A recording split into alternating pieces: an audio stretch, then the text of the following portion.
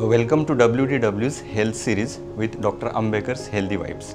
आज doctors day निमित्त आपण एक स्पेशल एपिसोड घेऊन आलो आहोत, ज्यामध्ये महिला डॉक्टर्स अध्यक्षा डॉक्टर सूळ मॅडम आणि आपल्या सर्वांच्या लाडक्या ताई डॉक्टर अर्चनाताई पाटील चाकूरकर मॅडम आहेत. तर हा एपिसोड तुम्ही शेवटपर्यंत पहा, कारण तुम्हाला नक्कीच लाईफमध्ये काही व्हॅल्यूज ॲड होणार आहेत. Happy doctors day. नमस्ते. डॉक्टर अर्चनाताई पाटील चाकूरकर मॅडम. डॉक्टर, ताई, मॅडम, एक आदर्श माता, एक कष्टाळू अशी पत्नी आणि सर्वात महत्त्वाचं म्हणजे एक सामाजिक कार्यकर्ता, एक सोशल आयकॉन म्हणून आज आम्हाला तुम्ही डॉक्टर्स डे निमित्त इथे लाभलेल्या आहात एक मनसोक्त चर्चा करण्यासाठी. तर तुमचं खूप मनापासून असा आभार आहे. नमस्कार. आता ह्या डॉक्टर्स डे निमित्त मी खूप कॅज्युअल एक प्रश्न तुम्हाला विचारणार आहे की तुम्ही डॉक्टर स्वखुशीने झालात की तुमच्या घरच्यांमुळे झालात की ते सहज घडत गेलं, नशिबाने होत गेलं? खूप छान प्रश्न आहे. मी डॉक्टर म्हणजे झाली ती आईच्या इच्छेमुळे झाली, कारण मला स्वतःला लॉ करायचं होतं किंवा कॉम्पिटेटिव्ह एक्झाम द्यावेत, कारण माहिती नाही, मला वाटायचं माझ्यात ॲडमिनिस्ट्रेशनचा थोडासा अँगल आहे असं, पण आईची इच्छा होती आणि दुर्दैवाने मार्क्स पडले. म्हणजे मार्क्स कमी पडले असते तर मग काही चॉईस नव्हता, पण लागला नंबर, गव्हर्नमेंट मेडिकलला नंबर लागला आणि मग पूर्ण केलं. आणि त्याच्यामुळं मी असेच छान हसत खेळत डॉक्टर झाले. छान. आणि डॉक्टर ते एक सोशल आयकॉन, एक प्रेरणा, सामाजिक प्रेरणा, हा प्रवास तुम्ही कसा सांगू इच्छिता? मला वाटतं की सामाजिक कार्याचा वसा हा माहेरून होता. घरी मी बघत होते की माझे वडील, आई सगळेजण त्यांच्या त्यांच्या पद्धतीने समाजकार्यात त्यांचा हातखंडा होता. त्यामुळं ते काही वेगळं असं शिकावं लागलं नाही.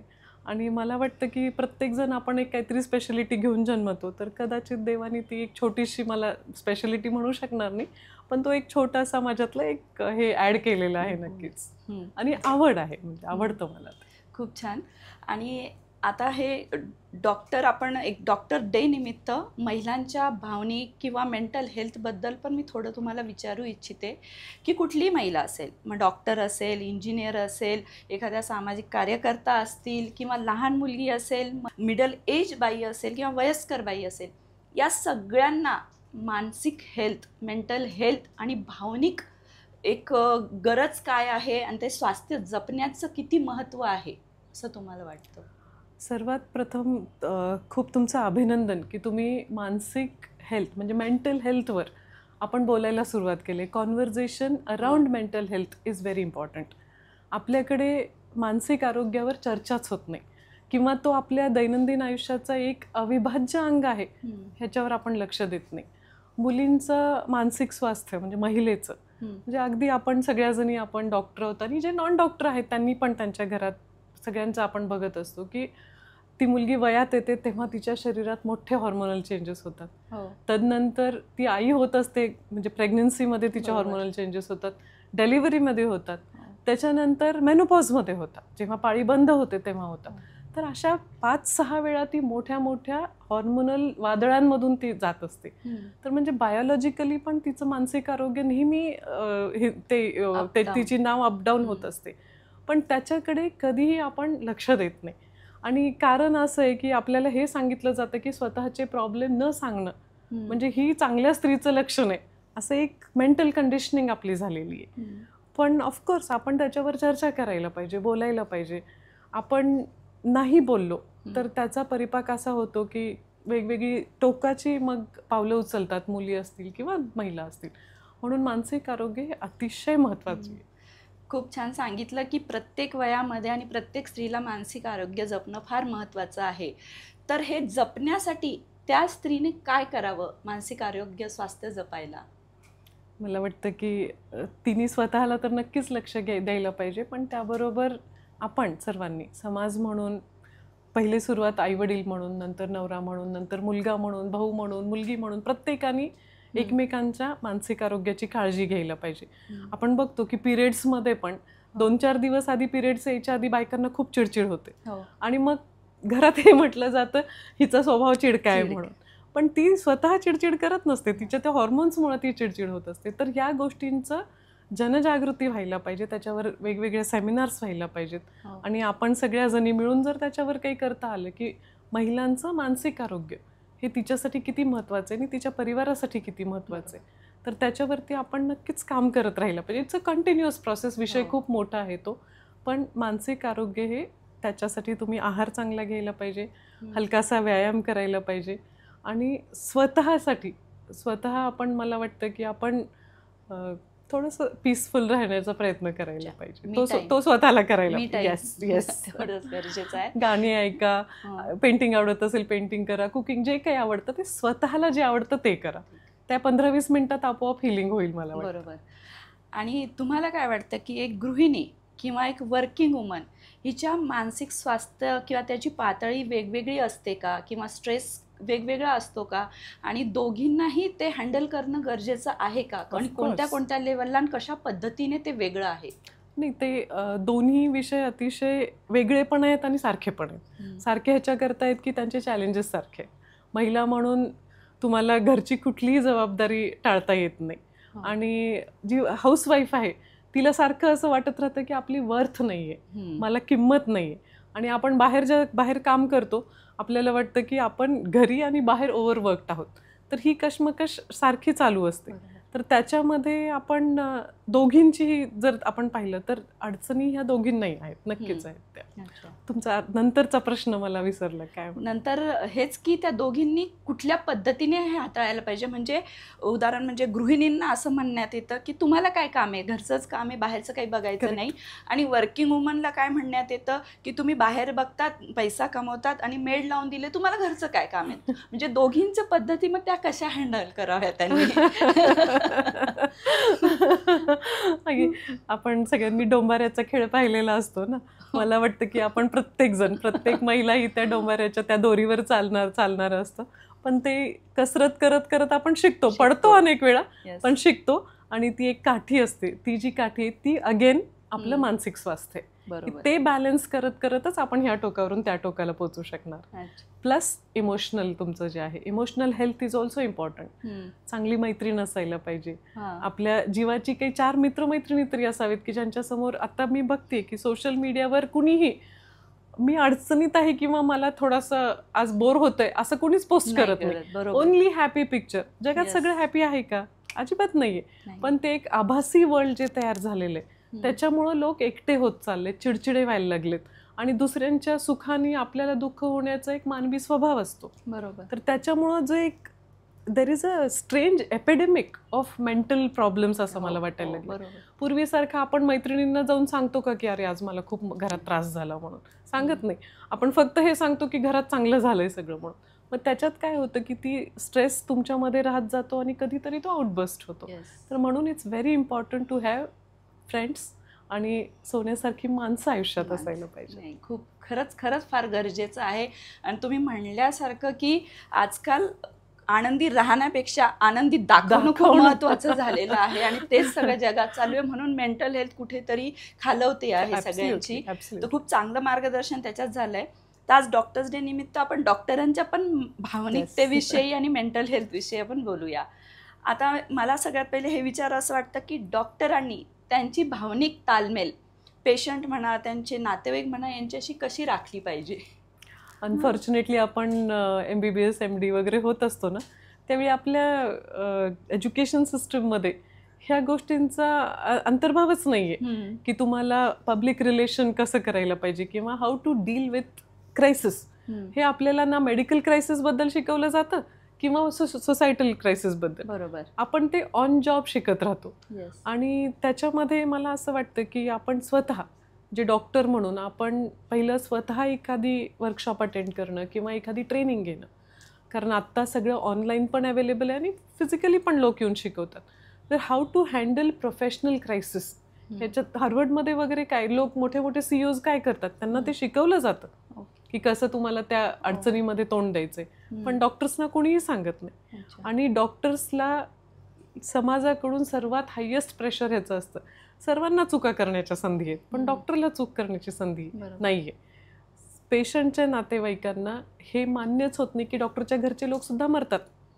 असं नाही की डॉक्टरच्या घरातले लोक अमर आहेत म्हणून, पण त्यांच्या फॅमिलीतला काही दुर्दैवी घटना घडली तर पेशन्स राहत नाही. त्याला दुसरी मला एक अडचण वाटते की स्टाफ जो असतो, आत्तापर्यंत असं खूप कमी वेळा घडतं की डॉक्टरच्या आणि नातेवाईकांचं डायरेक्ट फाईट झालंय. त्याच्या आधी एक घटना घडलेली असते की आपल्या स्टाफनी त्यांच्याबरोबर आरेरावी केलेली असते. तर ती अगेन डॉक्टर लोकांना पण आपल्याला तो एक आपला बिझनेस एक्सपेंडिचर म्हणून आपल्या स्टाफची ट्रेनिंग घ्यायला पाहिजे की त्यांना how to deal with patients. Interpersonal तुम्ही जेव्हा पेशंट तुमच्याकडे येतो तो आल्यापासून जाईपर्यंत त्याच्या नातेवाईकांना एक साधं counselling, end of the day it's all about counselling. तर थोडंसं छोट्या छोट्या गोष्टींवर जर आपण लक्ष दिलं तर मोठे क्रायसिस नक्कीच टाळता येते. खूप चांगलं, म्हणजे एक तुम्ही मार्गदर्शन केले की आपल्या नर्सेस स्टाफला पण एक ट्रेनिंग द्यावी, कसं हँडल करावं, आणि डॉक्टरांनी पण त्यांच्या करिक्युलममध्ये कुठेतरी ॲड करावं हे सगळं हँडलिंगचं. हे खूप चांगलं सांगितलेलं आहे. आणि आपण बघतच आहोत की रुग्णांना काही कमी जास्त झालं तर नातेवाईक लगेच वादविवाद, तोडफोड, म्हणजे खूप प्रेशर येते डॉक्टरांवर. तर समाजाला किंवा त्या नातेवाईकांना, रुग्णांना तुम्ही काय सल्ला द्याल की डॉक्टरांशी कशी भावनिकता तुम्ही जपा म्हणून? मी सर्व रुग्णांच्या फॅमिलीजना नक्कीच या तुमच्या प्लॅटफॉर्मच्या माध्यमातून विनंती करेन की डॉक्टर हा पण माणूसच आहे. त्याच्या सिस्टीममध्ये तो एकटा नाही आहे. त्या डॉक्टरला मदत करणारे अनेक मोठी टीम असते आणि त्यावरही जाऊन प्रत्येक गोष्टीला एक शेवटी आउटकम येणं हे बियॉन्ड. आपण डॉक्टर सगळे तुम्हाला सांगतात पेशंट जेव्हा असतो की आमचे 100% प्रयत्न आहेत आणि तुमचं वर देवाचे आशीर्वाद आणि तुमचं नशीब. म्हणजे ह्याच्यामध्ये तोही फॅक्टर महत्त्वाचा आहे आणि ह्याची सेन्सिटिव्हिटी रुग्णांच्या फॅमिलीजनी पण बाळगावी लागेल. अडचणी येतात, एकदम काहीतरी घटना घडल्याबरोबर स्ट्रेस रिॲक्शन प्रत्येकाची वेगळी असते, पण ती जर नॅचरल असेल तर हरकत नाही. पण हल्ली आपण वर्तमानपत्रातून वगैरे बघतोय, टीव्हीवर बघतोय की अनेक ठिकाणी स्पॉन्सर्ड असे क्रायसिस केले जातात, त्याच्यामध्ये अनेक गोष्टी घडत असतात. तर त्याचा आपण थोडासा, मला वाटतं डॉक्टर लोकांनी पण काय होतं की एकदा डॉक्टर झाल्यावर त्या आपल्या केबिनपुरतं आयुष्य मर्यादित होतं. त्यामुळे थोडासा स्वतःचा एक PR चांगला असायला पाहिजे, सोसायटीमध्ये आपली लोकांसोबत उठबस असायला पाहिजे. तर अशा अडचणीच्या वेळी नक्कीच मदत होते त्याची. नक्की मॅडम. आणि एक डॉक्टरांच्या सुरक्षिततेसाठी, भावनिक म्हणा, शारीरिक सुरक्षितता, गव्हर्नमेंटने काय करायला हवं? गव्हर्नमेंटने आता रूल केलेलाच आहेत ना, अनेक कायदे हे डॉक्टरांच्या फेवरमध्ये झालेले आहेत. पण कसं असतं की त्या सिगरेटच्या डब्यावर लिहिलेलं असतं smoking, cigarette smoking is injurious to health. त्याच्यावर तो कॅन्सर झालेला पेशंट दाखवलाय, पण स्मोकिंग थांबत नाही. त्यामुळे कितीही कायदे केले तरी जोवर समाज घटकामध्ये किंवा समाज कंटक वृत्ती जोपर्यंत त्याला थोडासा आळा बसणार नाही तोपर्यंत ह्या घटना होत राहणार आहेत. पण त्याचा अर्थ आपल्याशी होणार नाही ह्या गैरसमजुतीत कुठल्याही डॉक्टरनी नाही राहिलं पाहिजे. त्यामुळं आपण सर्वांनी एकत्रित राहिलं पाहिजे. ह्या घटना घडत असताना मला दुसरं एक माझं ऑब्झर्वेशन असं आहे की आपण सगळीजणं डॉक्टर प्रोफेशनली दुसऱ्या डॉक्टरांच्यावर कॉमेंट्स करत राहतो. सगळ्यात मोठं नुकसान तिथे होतं. तुम्ही रिमोटली बसून, आणि doctor who knows better than a doctor की ट्रीटमेंट करताना किती तिथे क्रायसिस चाललेला असतो, पण बाहेर बसून अरे त्या डॉक्टरने असं करायला पाहिजे होतं, ही एखादी लूज कमेंट त्या डॉक्टरच्या आयुष्याला ती बेत. आपणही एक फर्टर्निटी म्हणून आपण सगळ्यांनी सॉलिड, नंतर कॅन्डल मार्च काढून उपयोग नाही, आधीच आपली सॉलिडॅरिटी असायला पाहिजे असं वाटतं. खूप चांगलं मार्गदर्शन केलं की डॉक्टरांच्या मानसिकतेसाठी त्यांनाही सल्ला दिला, नर्सेस स्टाफलाही सल्ला दिला, समाजालाही काही सल्ला दिला मॅडमने. खूप चांगलं मार्गदर्शन हे असं आहे. आणि मला सांगा, एक आपण समजा मदर्स डे असेल तर तुम्ही आई आहात, मी आई आहे, तर मदर्स डेला आपण अशी अपेक्षा ठेवतो की मदर्स डेला माझ्या मुलींनी आमच्यासाठी काहीतरी करावं, मला आरामात बसू द्यावं, खूप लाड करावे असं आपल्याला वाटतं. मग तसंच डॉक्टर्स दिनानिमित्त मला असं वाटतं की तुम्हाला काय वाटतंय की आपण तसं डॉक्टर्स डे निमित्त आरामात राहावं का, आपल्या कौतुक व्हावं का, लोकांनी आपले लाड करावे का? कारण नाहीतर कसं आहे, म्हणजे आम्ही बघतो की डॉक्टर्स डे निमित्त पण ना सगळे समाज, सगळे लोक आपल्याकडूनच अपेक्षा ठेवतात की आज डॉक्टर्स डे आहे मॅडम, तुम्ही एखादा कॅम्प ठेवा, मॅडम हा उपक्रम घ्या. मग त्या दिवशी तरी समाजाने कमीत कमी त्या दिवशी आपला विचार करावा, असं तुम्हाला नाही वाटत का? तुमची आयडिया एकदम छान आहे, आपण करूया काहीतरी याच्यावर नक्कीच. पुढच्या डॉक्टर्स डेला आपण सगळे मिळून सेलिब्रेट नक्की करूया. तेच. आणि दुसरं म्हणजे आता हे सगळं समाजाला आपण सांगत आहोत आणि सगळे व्यवसाय आपण पाहिले, तुम्हाला ज्ञात असेल, तुम्ही भरपूर सगळं जग जास्त प्रमाणात सगळं अनुभवलं आहे हे सगळं कार्य करताना सामाजिक.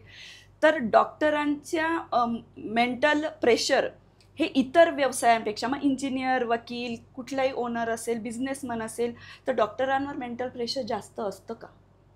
आपण सगळे डॉक्टर आहोत म्हणून आपल्याला असं वाटतं की डॉक्टरांच्यावर आहे म्हणून, हां. पण राजकारणात पण काही कमी नाही. पण आहे मेडिकल प्रोफेशन हे, कारण एखाद्याच्या जीवाशी खेळ असतो तो, त्यामुळं नक्कीच प्रेशर आहेच. मग तिथेच मला हे आणि मला वाटतं की डॉक्टर जरा जास्त सेन्सिटिव्ह असतात. दुसऱ्या प्रोफेशनमध्ये चूक झाली तर त्या लोकांना त्याचा इमिडिएट काही रिपरकशन्स त्यांच्यावर होत नाही, बरोबर. पण डॉक्टर लोकांच्यासाठी it's a very stressful place to be. बरोबर. मग इतकं जर हे एवढं स्ट्रेसफुल आहे, आपण एखाद्या जीवाला हँडल करतोय आणि जीवदान देत आहे ते डॉक्टर, मग तरी सुद्धा लोक डॉक्टरांच्या फीसवर एवढं का ऑब्जेक्शन करतात? एखाद्या वकिलाच्या नाही, एखाद्या बिझनेसमॅनच्या नाही, एखाद्या शॉपकीपरच्या एका प्राईसवर ते ऑब्जेक्शन नाही घेत, पण डॉक्टरांच्या फीसवर का एवढं ऑब्जेक्शन? जर डॉक्टर डायरेक्ट जीवदान देत असेल आणि तुमचा जीव, तर असं कसं मॅडम? नाही, ते बरोबर आहे. ही समाजाची मेंटॅलिटी झालेली आहे आणि ही हळूहळू बदलण्यासाठी आपल्याला संघटित व्हावं लागेल, संघटितपणे प्रयत्न करावा लागेल की लोकांनाही. आता तुम्ही मांडलेला मुद्दा किती बरोबर आहे की मी बघते दिल्लीमध्ये एक वकील एकेका अपीरन्ससाठी 20-20 लाख रुपये घेतात. ती केस जरी त्या दिवशी लागली नाही तरी त्यांचे 20 लाख द्यायला लागतात. तिथे कुणीही बार्गेन करत नाही. पण आपल्याला इथे 20,000 द्यायसाठी अडचण वाटते लोकांना. तोच पेशंट मुंबईत जाऊन कोकिलाबेनला जर गेला तर तो तिथे 20 लाख देतो. पण ही मानसिकता आहे आणि ह्याच्यावरती खरंच खूप अवघड आहे. ते आधी कोंबडी का आधी अंडा अशी सिच्युएशन आहे की कसं ह्याच्यामध्ये बदल होणार आहे माहिती नाही, पण आहे हे अगदी तुमचं म्हणणं मान्य आहे. अगदी मला अगदी खूप चांगलं असं मार्गदर्शन केलं. तर मी असं एक सांगू इच्छिते की किंवा विचारू इच्छिते की सगळ्या लोकांना तुम्ही ॲज अ डॉक्टर किंवा माणूस म्हणून, एक बाई म्हणून जगण्यासाठी काय उपदेश द्याल, किंवा तुमचं जगणं कसं असावं, काय असावं, असं एक जाता जाता एक चांगला उपदेश मार्गदर्शन करा. मला अजून उपदेश मार्गदर्शन करणाऱ्या झोनमध्ये मी नाही आहे, मी शिकतेच आहे अजून. पण मला असं वाटतं की प्रत्येकाने सेल्फ रिस्पेक्ट हा स्वतःचा जपायलाच पाहिजे. मला वाटतं स्वतःचा आत्मसन्मान, जर स्वतःचा सन्मान आपण नाही केला तर दुसरे कसे आपल्याला सन्मान करतील. आणि सगळ्यात माझी जी एक आवडती लाईन आहे की आपण केअरलेस नाही व्हायला पाहिजे, आपण फिअरलेस असायला पाहिजे. आपण बऱ्याच वेळा त्याच्यातली फाईन लाईन म्हणा किंवा त्या दोन गोष्टींना मिक्स करतो. केअरलेस असणं म्हणजे फिअरलेस असणं नाही आहे, पण फिअरलेस असाल तर नक्कीच तुम्ही अनेक गोष्टींना जिंकू शकता असं मला वाटतं. कुठल्याही गोष्टीला, आणि स्पेशली महिलांना मी सांगू इच्छिते की आपल्या दिसण्यापासून, वागण्यापासून, आता दिसण्याला रंग गोरा का काळा, त्या मुलीचं काय त्याच्यात कॉन्ट्रीब्युशन आहे? देवानी जे दिलंय तेच होणार आहे ना. पण तिला जन्मल्यापासून सांगितलं, एखाद्या मुलाला कोणी म्हणत नाही तो काळा आहेस म्हणून, त्या मुलीला सारखं सांगितलं जातं की तू काळी आहे, तू काळी आहे म्हणून. एखादा मुलगा जाड असेल तर त्याच्या लग्नाच्या वेळी त्याच्यावर चर्चा होत नाही, पण एखादी मुलगी हलकीशी अबाव थोडीशी फॅट असेल तर त्याच्यावर खूप चर्चा होते. तर हे जे समाजातलं कॉन्स्टंट जी आपल्यावरचं प्रेशर आहे ना, महिलांच्यासाठी मी आज, कारण आपण दोघी महिला आहोत, तर मला असं वाटतं की प्रत्येक महिलेने स्वतःचा आत्मसन्मान जपावा. त्याला काही वेळा महत्वाकांक्षी महिलेला ढालगज आहे असंही म्हटलं जातं. म्हणजे ट्रोलिंग ही फक्त काही ऑनलाईन होत नसते, तुम्हाला रोजच्या रोज ट्रोलिंगला फेस करावं लागतं. घरात होते, बाहेर होते, पण घाबरू नका. स्वतःची काळजी घ्यायला पाहिजे.